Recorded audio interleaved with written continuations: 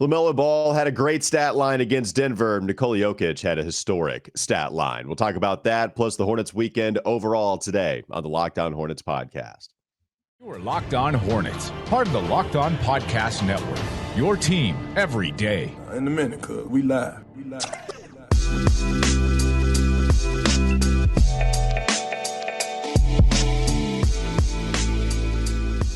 It's Locked On Hornets, part of the Locked On Podcast Network. It's your team every day. Thanks for making us your first listen. We're free and available anywhere you get your podcast. Today's episode is brought to you by PrizePicks. First-time users can receive a 100% instant deposit matchup to $100 with promo code Locked On. That's PrizePicks.com.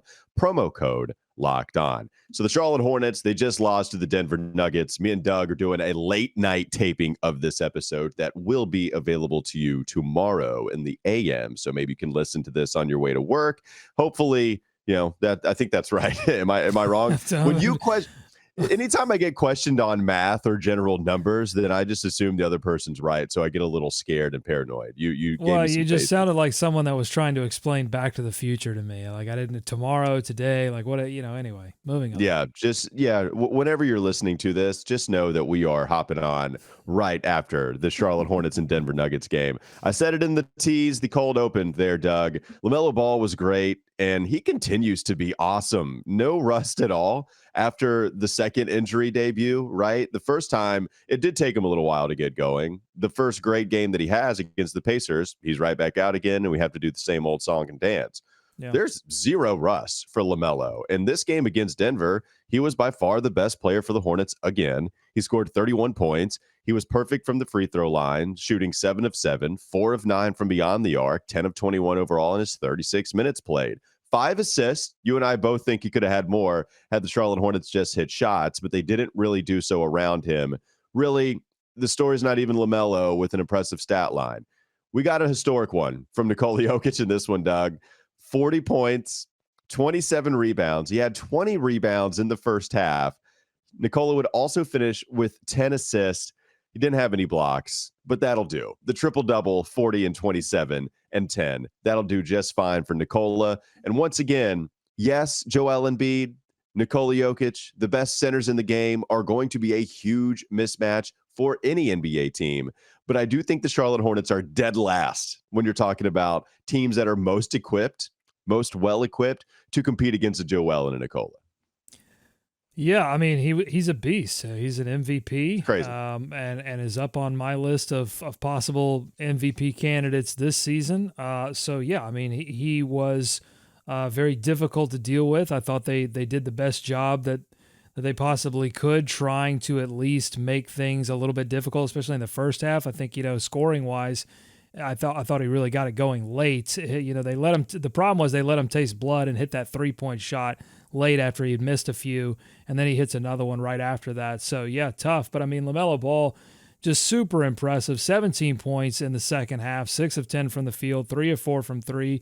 His 3-point shooting has really helped, and unfortunately, not a lot of people have helped him along with that. I mean, they're still, as a team, he was 3 of 4 in the second half. The team in the second half was 5 of 17 from 3 because you're getting a lot of misses from PJ, a lot of misses from Kelly Oubre, just nobody there to really hit threes to. And some of the, I thought one of the defining sequences of this game involved LaMelo and Jokic, and it was with 2 minutes to go in the fourth quarter, and the Hornets were battling to get back into that game, and they had cut the deficit to 5.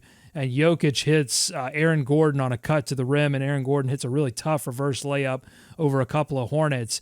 And then next possession, it's LaMelo's turn to come back and answer, and great dribble drive, gets by 2 Denver defenders, but gets locked up before he can go and make the layup, so he dishes to Mason Plumlee, who takes a contested turnaround baby hook shot. And I thought just those 2 possessions back-to-back really kind of define the problem that the Hornets have, that they would have had even had they not been injured all season. And that's that, the center position is a really difficult one for the Hornets to figure out.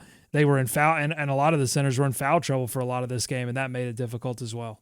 Yeah, it really was. And if you look at some of the other noticeable things that happened, you can go to Terry Rozier, 1 of 5 from the field, but only played 14 minutes. He dove for a ball that was going out of bounds, that was going to be out on the Charlotte Hornets, and then, just tried too hard. That's what you get for hustling, right? That's what Eric Collins was talking about too. Just unfortunately doing all the right things and comes out of it getting injured. You could see him land and immediately have that discomfort. Didn't Grabbed play his any booty. longer. Yeah. It said it was a hip. It said it was a hip contusion, but it looked like he grabbed his booty. Hustled it was his a booty. bleep off. Oh, Rick Bonnell somewhere is telling you that Terry Rozier is telling you the same thing Matt Geiger did when he said he pulled his ass. That's what happened. That was Rick Bonnell's but he was favorite questionable story. to return. He didn't return, but hopefully that being questionable to return means that he's not seriously injured. Hip contusion. Hopefully they can get him back. So I don't even know. I mean, offense was the problem, right? I mean, they scored 115. Defense is always the problem with this team, but even offensively, you might look at their 115 total, kind of shrug your shoulders and say, okay, decent amount of points at this 35 in the fourth, right? It's a lot of points in the fourth quarter for sure. At the same time, you go 12 of 38 from the 3-point line. You shoot under 43% from the field. And you're talking about LaMelo doing a lot of the heavy lifting. Gordon Hayward was pretty good, especially early in this one, hit some shots. And I thought certainly better than he was against the Hawks. Well, and to Gordon's credit, he dragged them back into that game in the sequence, like right at the end of the third quarter when LaMelo checks out. Gordon's with the bench unit. The bench played a lot better, but Gordon dragged them back into that game in the early fourth quarter. They would have gotten blown out by 20 if not for Gordon Hayward and LaMelo's heroics. At the same time, Jalen McDaniels was probably their second best player behind LaMelo, and Jalen ends up playing 20 minutes. Point being, it's going to be tough when Kelly Oubre, he played 35 minutes and scored 16 points, hit a big three at the same time, had an awful sequence in the fourth quarter where he missed 2 bunnies just in transition, missed a shot, and then missed a follow-up after they got the offensive rebound. Going 0 for 2 on that possession, that was a kill shot for Charlotte. Terry Rozier going 1 of 5. PJ's in a real slump right now, and it's actually longer. It is. Yeah, brutal. It's brutal. And at the same time, you were going through some of the numbers, Doug. You know my love for PJ. I think defensively, he still matters a lot for this team. Offensively, he's killing them. And he keeps taking so many, right? They don't have anywhere else to go because even in this one, you can't get all your starters because Terry Rozier only plays 14. So, yep, even against Denver, can't have all your nice things. PJ, if you go back to last year, the 2-point percentage, it goes up. His overall efficiency, I'll take those numbers any day of the week. And then maybe with a little added volume. But this is a lot of added volume. All the shots that he's taken, it's 12, 13, 17. And that's just not his game in the NBA. It's just too expanded for him right now.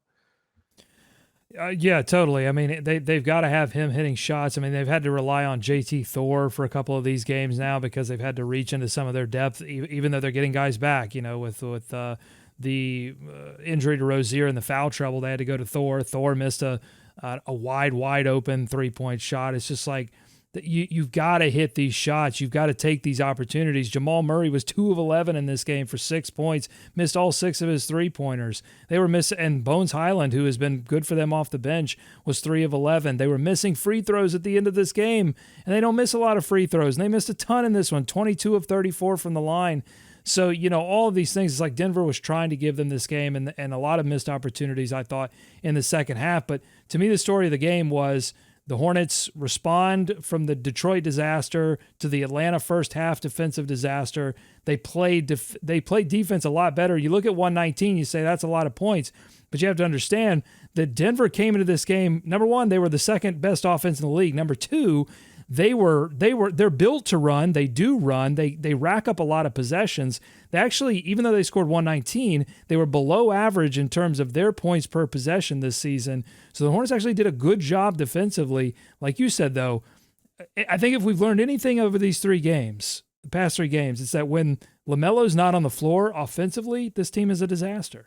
Yeah, it is. And you mentioned Denver missing a lot of shots. Yeah, I didn't see a ton of problems more than normal defensively, as you mentioned, right? But Denver still did miss quite a bit of shots that you wouldn't expect them to. And so even 119, it looks ugly.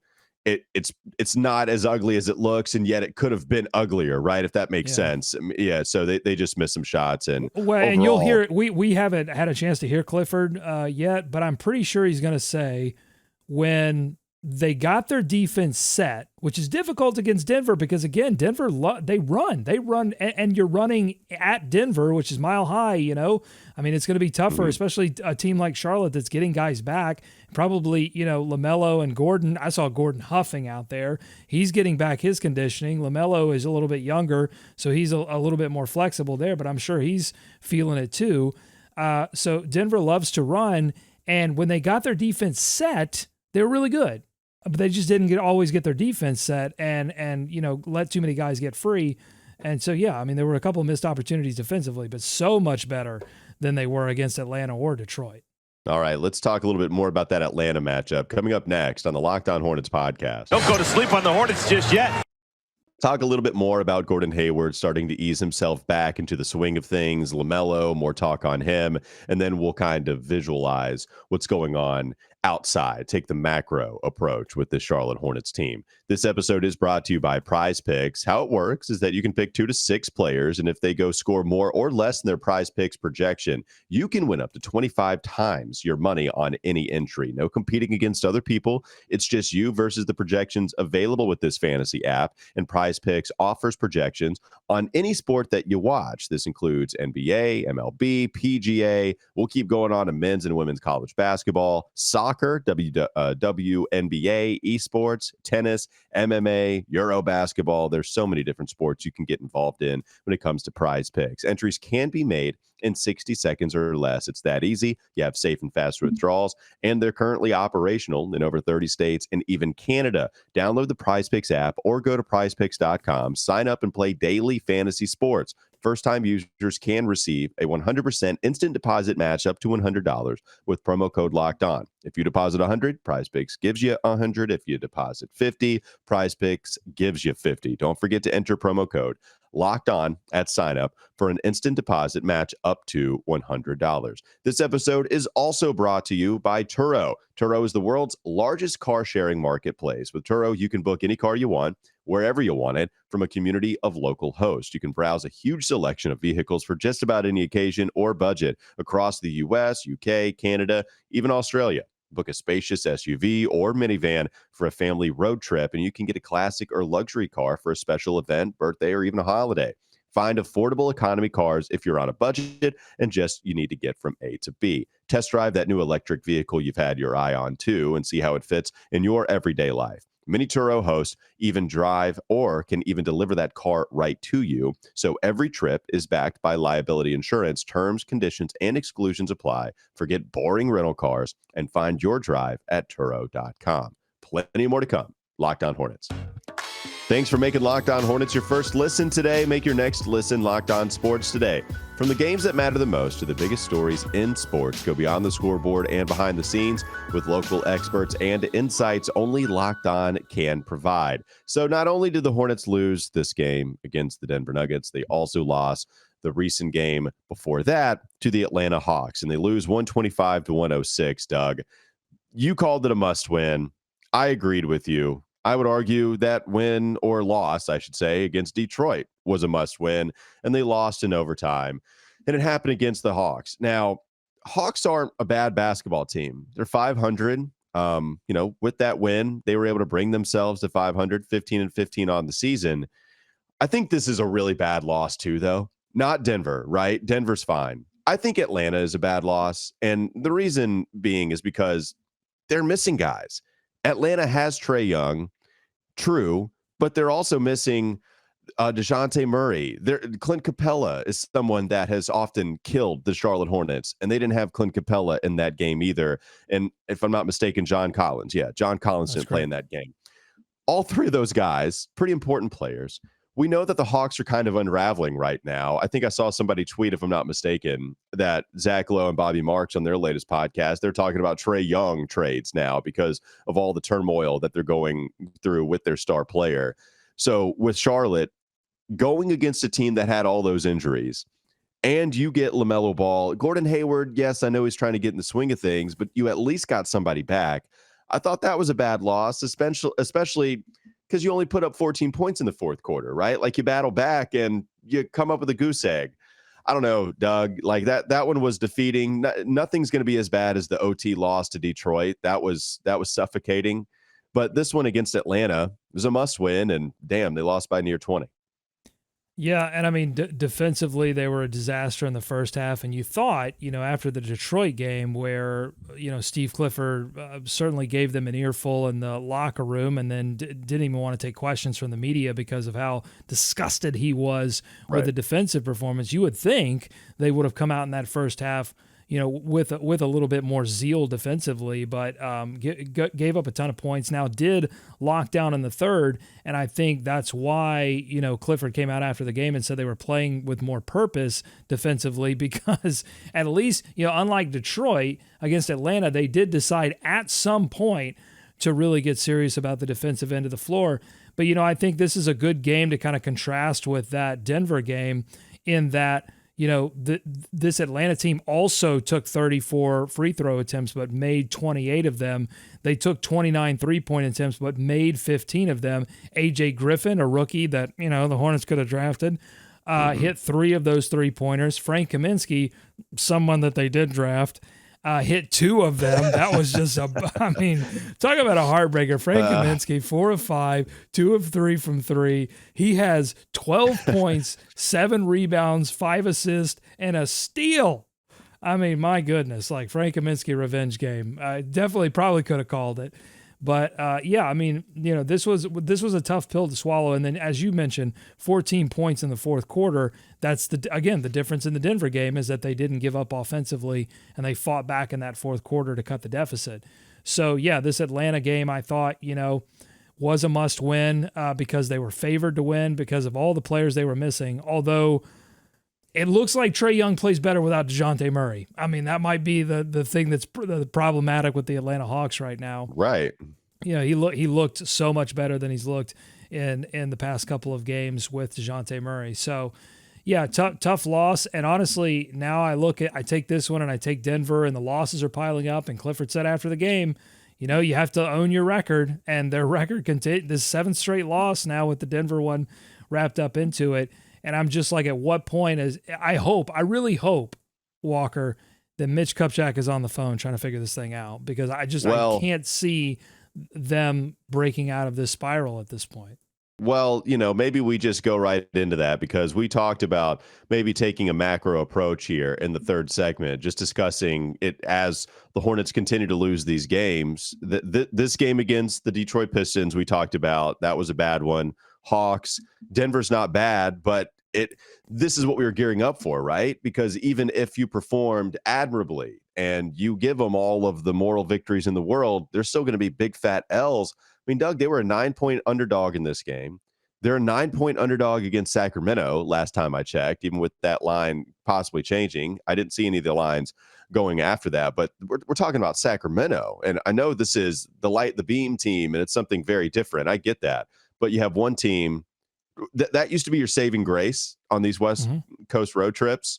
It's not anymore. You don't really have your saving grace here. The Charlotte Hornets right now are the saving grace for other teams, and that's a hard thing to be. The Lakers one looks a little bit more winnable all of a sudden with Anthony Davis, another injury. By the way, just real quick tangent, does the Anthony Davis career arc make you feel any better about losing out to him and getting MKG? Does it make you feel any better? He's got a championship, sure, but does it make you feel any better? Not in a shot. Not in like. Of course, we're not cheering for him to get injured, but does it make you feel? Does it make you rest any easier? Yeah, I guess the argument is that he asks out of Charlotte just like he did New Orleans, right? So yes, you know what? Let's just go with the good feeling. Whatever is the good feeling, let's go that direction, and we can try to feel a little bit better about Anthony Davis. All right, coming up next on the Locked On Hornets podcast. Don't go to sleep on the Hornets just yet. Doug talked about Mitch Kupchak working the phones. We'll discuss just how much he should after this loss, and we'll see after this West Coast road trip. This episode is brought to you by ExpressVPN. So we all know how it protects your privacy and security online, right? But here's something you might not know. You can also use ExpressVPN to unlock movies and shows that are only available in other countries. Maybe you've run out of stuff to watch on Netflix. So this is the type of thing that can change your world. ExpressVPN allows you to binge The Office on UK Netflix. It's so simple to do. Just sign into Netflix, fire up the ExpressVPN app, change your location to the UK, refresh Netflix, and that's it. That's all you got to do. ExpressVPN lets you control where you want sites to think you're located. You can choose from almost 100 different countries. So just imagine all the Netflix libraries you can go through. But it's not just Netflix. ExpressVPN works with any streaming service, Hulu, BBC iPlayer, YouTube,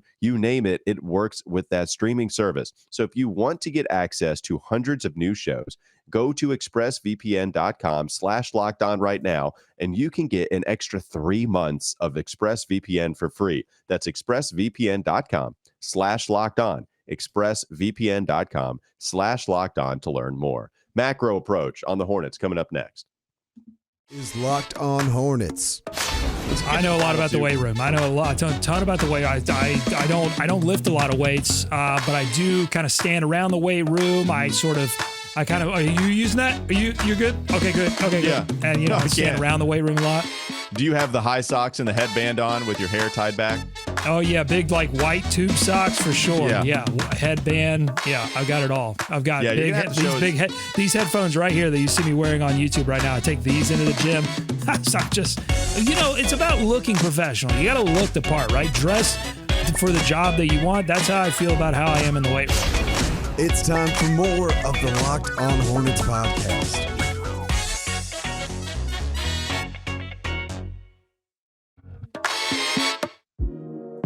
Before we get into the sad stuff, Walker, we do need to shout, that Atlanta loss was tough.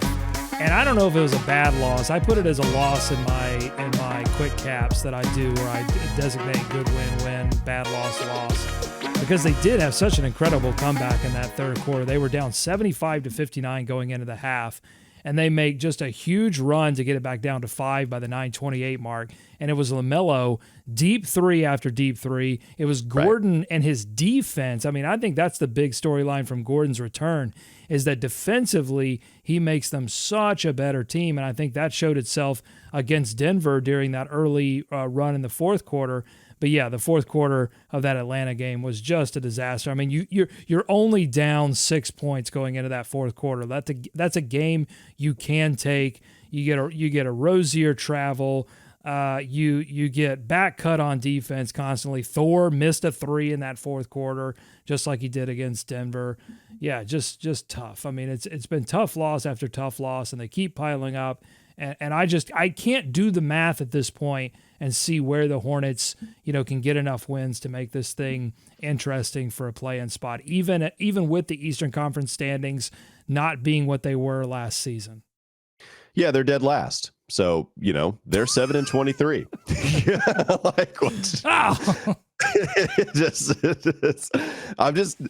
Man. Look, I want to try to find the positive stuff, and look, we'll get there as the year goes on. But they're 7-23 right now. Detroit's 8-24. Orlando is starting to cook. They're 11-20. They've won 6 straight games. The Orlando Magic have. Washington's lost 9 straight. So even with Charlotte's 8-game losing streak, it's actually not the worst losing streak in the Eastern Conference. Washington, get out of here, Washington. 9. That's right. They're 11-19. Chicago is 11-18, and then Toronto is 13-17. They are the 10 seed right now in the Eastern Conference. You brought up Gordon Hayward, Doug. You also tweeted out a couple days ago that that the Charlotte Hornets are going out west. You're just not exactly sure how many of those players will be coming back. And Gordon Hayward, he's always been a part of the trade rumors, and so is Terry Rozier. Gordon Hayward this year, he's played 13 games, including this Denver contest that he just finished up with. Shots down, the stats are what they are at this point. Smaller sample size, whatever, right? Still a good enough basketball player that helps when he's on the floor. Problem is he's just not on the floor as much. But he's also had a couple of injuries that diminishes his trade value, especially, yes, even with an expiring contract next year, it's coming in at a healthy $30 million next season. Gordon Hayward's going to be tough to trade, and I don't know what kind of draft assets you're getting for Gordon Hayward. The other one, this one's a little bit harder to swallow, just real quickly. Terry Rozier's having by far his worst year in Charlotte. It's just when it comes to shooting, it's bad. Now, it's come up a little bit in the past month, but here's something kind of crazy, right? So you see the counting stats. They're actually better. The 22 points per game. You could see that with all the injuries. The 5.7 assists, that's a career high so far. And I do think there have been some better parts to his floor general game. He's shooting a lot more twos this year. The field goal percentage inside the 3-point arc is back down to what it was 2 years ago after, before he made the big jump. Same thing with PJ, right? Terry and PJ plummeting in their 2-point percentage category. Problem with Terry is that, his 3-point percentage is completely gone. He's also, I did not expect this. Terry's leading the league in minutes played per game. Yep. I don't know if that crazy, 30, right? 37 plus. Yeah. And I was like, wait, this can't be right. So I started, typing in the names of the stars. And even though it's just Basketball Reference is telling me, hey, it's bold for a reason, Walker. It's right. Like I'm going to Kevin Durant. No, not Kevin. He's almost there. I'm going to all these other guys. And no, Terry Rozier with those stats, he's leading you in minutes per game. It's ridiculous. Well, which is not good. I mean, No. Because it means that you have to play him for 37 minutes per game. And honestly, I think that's a little bit of a saving grace if you're looking to trade him, because I think it's an easy argument to make to a team. I mean, you might lose a little bit of leverage on what you get back, but I think an easy argument to make is look at what he did 2 seasons ago. And a team that's contending is going to be able to put a lot of different pieces around him that will allow him to play the game that he played 2 seasons ago, or, last season and the season before that. And so, look at those stats.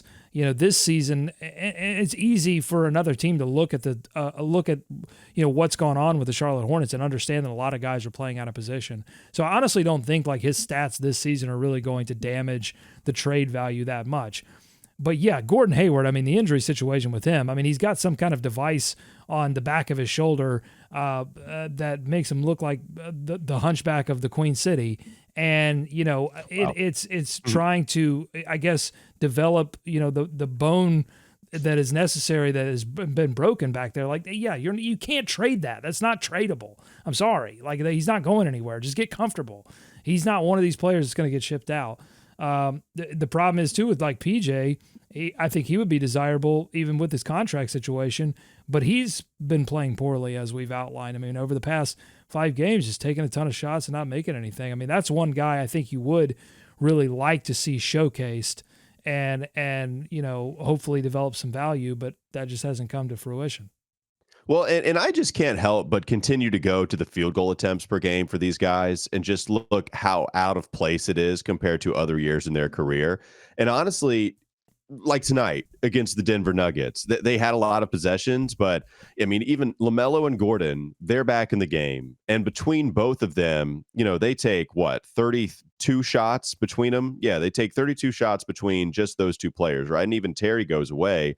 But Jalen McDaniels, his field goal attempts per game is up by 4 what it was last year. And Jalen shot 8 times tonight against the Denver Nuggets, and he was 5 of 8.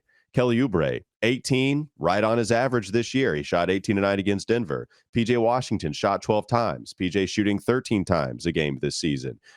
These guys are just playing. They're hoisting up so many different shots. And I think that's the thing, right? It's LaMelo, Terry, and Gordon. When they're all out, it really showcases how out of position the rest of your role players are. And even when Terry gets hurt, and only plays the 14 minutes, then you have to call on these guys again. And so it's interesting trying to figure out a question you asked at the beginning of the season, how much of their role, and it's not only attempts per game, but how much of their role goes back to what it was pre all the injuries, and how much does it stay the same post all the injuries. And you're kind of seeing the offense stay the same, at least here recently, but then again, they're not fully 100% healthy yet. Oh yeah, and I mean Oubre, his role since going to the bench has really just been spot up shooter, all of that, all that tsunami father stuff where he went to the rim, and now I think he's still rebounding better. And, he didn't have any steals against Atlanta. I'm not sure what his final number was in Denver. I don't have it pulled up in front of me, but, I think he is more active defensively. I think that's some of that stuff's going to stick around. What was his line here? Yeah. 7 of 18 in this game against Denver, 2 of 8 from 3, 16 points, 2 steals. So, but his efficiency over the past couple of games since going back to the bench has gone down. But can you convince a team, hey, look at what Kelly has really raised the level of his game. That's a valuable asset that you can have on your team. I'll give you another guy that I don't think it's out of the question that he could be moving on from the Charlotte Hornets, and that's Mason Plumlee, who, certainly has his issues, but I think from a backup center position, a team that needs a little bit more playmaking from the bench, that's not, and he's a decent rebounder. That's like not a crazy name as well. Again, when you're just trying to move guys for draft compensation and to get worse, moving Plumlee, and then that gives you the option to play Richards more and Kai Jones more, and that would make you worse because Kai Jones, in this game against Denver, like Kai Jones, even though he caught the nice roll from LaMelo Ball and had the nice highlight, was genuinely unplayable because of the mistakes that he was making on the defensive end of the floor, fouling, did it against Atlanta too, travels all the time when he plays offense, turns it over. Like Kai Jones right now is unplayable. But if you're just cynically looking at it from the perspective of how do we make this team worse and, move towards a draft pick, then playing Kai Jones more, being forced to do that would accomplish that goal. So one question I'll leave you with before we end it today. There have been a couple people, and a lot of them have been on the text line when I'm hosting Wes and Walker on WFNZ from 12 to 3. A couple of people have written in like, hey, they don't need to tank and lose on purpose. They're doing it right now. Mm-hmm. And I'm like, raise my shoulders, like, all right, yes. But when these guys come back, they're probably going to be better than the absolute worst team in the Eastern Conference, the worst team in the league. My question to you, is there an argument to be made where now you have Terry out? I don't know how long he's going to miss. So who knows? So if Terry's out and they are going to, let's say, I don't know, do they go 1-5 on this West Coast road trip? At this point, I might be pleased with that. I'm not even trying to be all the way Debbie Downer. It's just, they're just losing so much. Mm-hmm. Is there an argument to be made where, hey, maybe you just do keep the roster intact? You're not going to get all that much. Think about the value of Gordon Hayward next year on an expiring. He'd probably count for more, right? When you're talking about the assets of Gordon Hayward on an expiring deal rather than having to deal with it this offseason. Terry Rozier, yes, that contract is what it is. His value isn't going to change much. But even so, Terry and Gordon, maybe you do get this high draft pick, whether it's Wemby or Scoot or even a Nick Smith or somebody, and you have a better environment, not only for LaMelo, who you hope gets better, but you have a better environment for this young rookie. Like that is an argument you could take. Hey, we don't need to tank to lose all these games because we're losing them right now. And if we have to pay him for absolute pennies on the dollar, you said it yourself, nobody's trained for Gordon. Okay, well then maybe there's an argument to be made, just hold on to him. And then that contract's more valuable because it's expiring next year. The argument is you got no choice to hold on to Gordon Hayward because that's what I'm saying. Like, I'm not even really discussing him. But in terms of Terry, right, I think you made the point there. The contract, like if you can move off the contract, because I'm just going to break it to everyone. And honestly, I don't think I'm breaking it to anyone. Anyone with eyeballs can see that, like, the LaMelo Ball, Terry Rozier backcourt is not the future. It can't defend. It just won't. You got to have somebody beside LaMelo that can lock things down a little bit. Because as good as LaMelo has been offensively, he's struggled defensively, and I don't know how much of that is the ankle getting better. Maybe he does make strides in this next offseason to get better defensively, but so far I haven't seen it. But it would look a lot better if it was Dennis Smith Jr. or some other shooting guard that was better equipped to play defense than Terry Rozier. Like, that backcourt is not the future. So if you can get anything close to fair for Terry Rozier, I think you got to do it. And I also think that, like, PJ Washington is another piece where I'm like, now I'm questioning whether signing him at whatever number he feels comfortable with makes any kind of sense for the Hornets. So you're probably going to lose him anyway. Kelly Oubre, same kind of situation. Like, we don't know what his motivations are. And he's a bit of a wild card when it comes to free agency. Like, the fact that he signed with Charlotte was a little surprising, coming out of Golden State. So, like, you might end up losing him for nothing. So, I think they really have to take a look at, what can we get back? And, look, if you want to get bad, they could get better. That's the danger. They could go on a little run in the back half once they start to have more home games, and then you get caught in the middle. And I think as an organization, you have to decide, like, do we really even want to, like, take the chance at this point of landing right outside the play-in, damaging our ability to get into that top three and coming away from this with nothing? I mean, I think that, to me, would be the biggest and saddest disappointing outcome. Yeah, I mean, and I am interested, too, as we talk about the records being worse in the Eastern Conference this year than it was last year. I wonder if that means the Pacers and the Raptors, they kind of go for it. Maybe the Pacers actually just kind of hold on to Miles Turner. And I mean, we're in extension land for Turner now. As crazy as it seems, we're in extension land for him possibly just returning to Indiana. And maybe the Pacers just don't trade Buddy Hield and they get into the play-in, because I know that, the Simon family, they want to put butts in the seats as much as possible with that Pacers organization. Like, it's kind of interesting the more you get in deeper. And I'm not saying keep everybody. If you're going to not trade Terry Rozier, I wouldn't keep Kelly too. I kind of view them very similarly. I do. I view Terry better.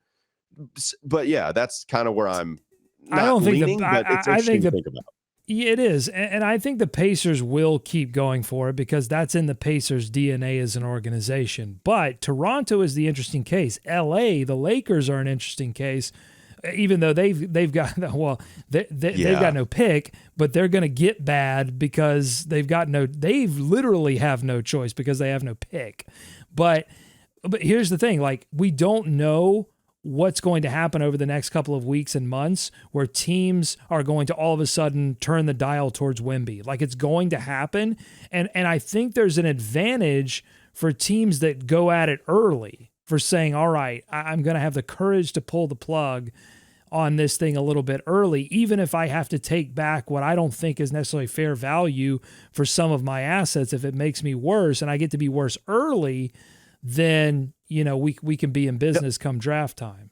No, and I hear you. I guess Adam Silver sent out a damn memo about the Wemby sweepstakes because we were so scared of it. But here's my point. You mentioned those teams. I guess I just don't know which ones are going to do it. Like, the teams that are already really bad that could take that turn, we're already going to take the turn no matter what. The Spurs, the Rockets, the Thunder. I mean, SGA is playing like an MVP candidate. So yeah, what are you going to trade though? Like, they're still wanting to get more picks. Thunder is going to win some more. Go to the Eastern Conference, Detroit, Orlando, Charlotte. They were already going to tank. I mean, Washington with Beal, I guess. I mean, Doug, I'm just like, these are going to be teams that are already going for the Wemby stuff, and all these other teams that are just ahead of those, the Lakers, Golden State's not tanking anything. Minnesota, Dallas, they're not tanking anything. Those are the last seeds in the Western Conference right now. I don't expect Toronto to, even though that's kind of a wild card. I guess that's kind of my point. Like, we were so scared of all these teams dialing it back for Wemby. They might see this as, oh, hell, we're kind of right here. Let's just go to the play-in. And so it wouldn't be really the teams that are surprised. They were going to be the teams that were always going to tank. I don't know. More macro stuff later on in Locked On Hornets land, because we got a lot of basketball still to talk about with this team. It's Locked On Hornets. Thanks for making us your first listen every single day. Make your next listen Locked On Sports Today. From the games that matter most, you can hear it right here with impressive insight and analysis only Locked On can provide. Have a great rest of your day. We'll be back with you tomorrow.